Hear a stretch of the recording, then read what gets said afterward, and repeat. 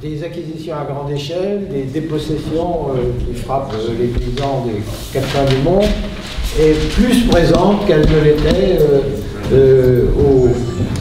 dans les années 2000 début. Mais il y a plus d'ateliers dans lesquels on en parle. C'est vrai, à Porto Alegre, on parlait des garçons coiffeurs, des taxis, ce qui était très bien, hein, des marchands d'eau. Mais il n'y avait quand même pas, il y avait des grands débats sur l'agriculture, mais je trouve qu'il y en avait un peu moins qu'ici. Troisièmement, je constate que dans les débats sur l'agriculture, les témoignages comme ceux qu'on a eus aujourd'hui, ils sont nombreux et on voit quand même qu'aux quatre coins du monde, il y a des gens qui se battent, dont il en a été fait rapport, pour éviter de se faire déposséder des terres. Il est à peine question de reconquérir les terres déjà perdues, et on s'aperçoit que la plupart des combats, même s'il y a une infinie mobilisation, intelligence, l'intelligence des gens qui se sont battus au Sénégal, c'est comme ça d'habitude en général avec les Sénégalais, mais c'était manifestement visible par rapport à d'autres choses qu'on a entendues. On voit qu'il y a une intelligence de la lutte, des moyens, etc., exceptionnelle. Mais on voit aussi qu'il y a très peu de succès, sinon relatif, mais succès réel. On arrête les dépossessions. Il n'y en a pas beaucoup, hein. Il y a eu Madagascar, bon, je passe. Alors la première question, c'est que pourquoi est-ce que la question des acquisitions à grande échelle, des dépossessions, est revenue en force à la fin des années 2000 et début 2010? Parce qu'il y a eu une vague d'acquisition à grande échelle qui s'est déclenchée en 2007-2008. Pour quelle raison? Parce que les prix des produits agricoles et alimentaires avaient triplé. Donc, pour des gens qui étaient en mal d'investissement, qui en étaient à investir en prêtant de l'argent à des gens insolvables, à fabriquer des titres de dette comme les subprimes, etc. Le capital, l'épargne mondiale concentrée, le capital financier était aux abois pour trouver des occasions d'investissement utiles.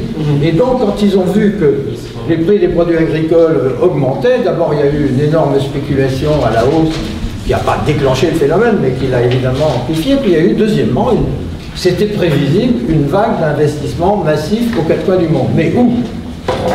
Ben, là où il y a des terres disponibles, là où les terres ne sont pas très chères, là où les dispositifs juridiques de protection des ayants droit est faible, et là où on va donc obtenir de la terre à bon marché, où on va obtenir des salariés qui gagnent entre 1 et 5 $ par jour, et on va adopter les techniques les plus performantes de la révolution agricole et de la révolution verte, et on va avoir la meilleure productivité du monde, et grâce au prix de la terre et des salaires les plus bas du monde, on va produire à moitié prix que les plus performants des agriculteurs familiaux. Grosso modo, moins de 100 $ la tonne de céréales courantes, alors que même les agriculteurs américains et européens sont entre 150 et 250 $ la tonne. Alors que les paysans africains, s'ils veulent gagner 2 $ par jour, ce qui est le minimum pour survivre à peine, eux, il leur faudrait le prix de la tonne à 400, 500, 600 $. Ce qui exigerait, pour qu'ils les aient, que l'UMOA ait un tarif extérieur commun qui ne soit pas de 25%, mais de 100%, voire 200%. Même Ouad avait dit ça au colloque de Dakar. Il avait dit, moi j'ai proposé 200%. Mais attention, 200% de protection, ça existait en 1980. C'est pas un truc insensé. Bon, donc, qu'est-ce qui se passe avec ces accaparements de terre? D'une part, c'est une occasion presque inespérée pour le capital financier de trouver un espace d'investissement supplémentaire.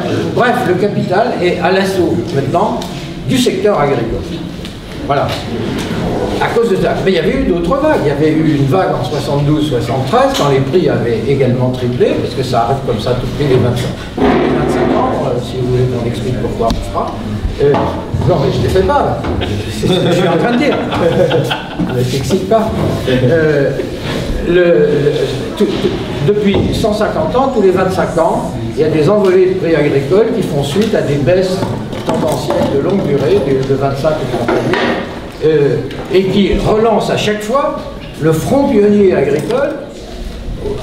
Au 19e siècle, c'était aux États-Unis, en Australie, etc. Au 21e siècle, ça a été en Ukraine et ailleurs, etc. Et actuellement, ça a été l'Amérique latine, qui était très pénétrable parce qu'elle avait des vieilles structures foncières latifundistes, ou latifundières, si vous l'aimez, qui offraient un cadre idéal pour investir massivement dans une agriculture archi-moderne, archi-productive et archi-compétitive. Donc les paysans, ils sont victimes, de la vague actuelle d'accaparement, d'acquisition à grande échelle, par achat, par location, par concession gratuite, quelquefois même on les subventionne pour qu'ils viennent, et qui fait l'objet d'un consensus politique international quasiment entier.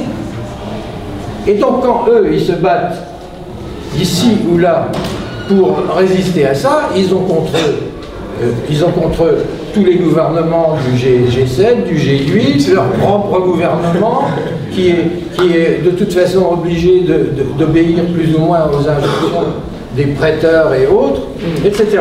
Autrement dit, il y a une espèce de consensus général des gouvernements depuis les années 80 pour que le capital s'empare du secteur agricole. Il ne s'emparera pas de tout.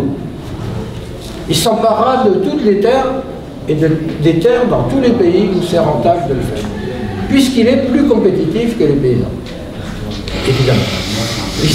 Il ne s'emparera pas des terres marginales, montagneuses, etc., sur lesquelles on ne peut pas gagner d'argent, donc où iront survivre ceux qui auront été expulsés des campagnes par la vague d'acquisition. C'est très clair. Ou alors, sinon, ils sont où? Sinon, c'est l'exode agricole, c'est les bidonvilles des quatre coins du monde. Ensuite, c'est l'immigration, c'est les conditions insupportables de vie dans lesquelles on les construit. Résultat des courses.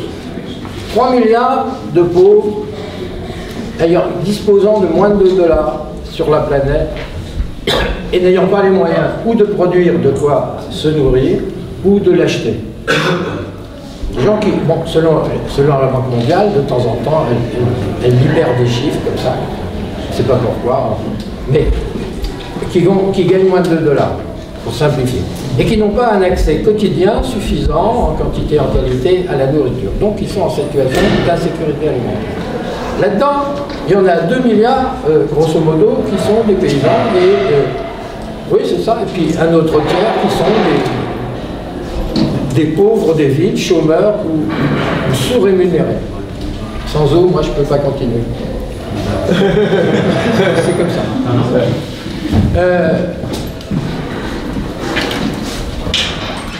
Est-ce que c'est si étonnant que ça? Il faut regarder pour comprendre pourquoi il y a... Alors, donc c'est la pauvreté. Ah oui, vous avez une générosité. J'espère qu'il n'y a pas de poison. Il n'y a pas de poison, alors, il faut se rendre compte comment est faite l'agriculture mondiale en 2 mots.